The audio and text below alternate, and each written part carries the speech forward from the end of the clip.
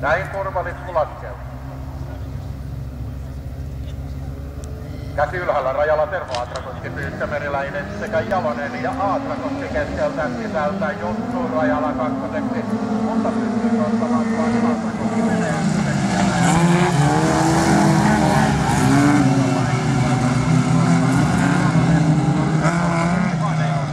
nimittäin Johan Reijan löysi Meriläinen ja nousee kolmanneksi.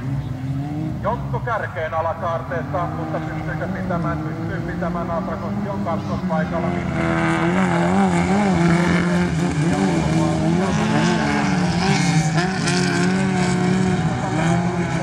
Ja Tervo takana pyörähtää Jalonen ja Jalosella tilanteen tutkistuun kärki on tässä tekninen.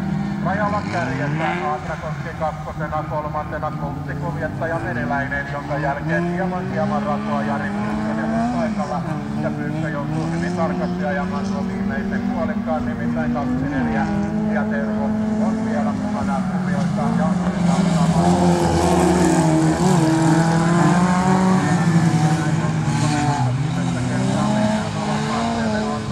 edelleen kakkospaikalla, rako on 6-7 metriä. Ja Josko selvittää ihan mallikelpoisesti alakaarteen myöskin Aatrakoski, sama sanotaan Meriläisestä.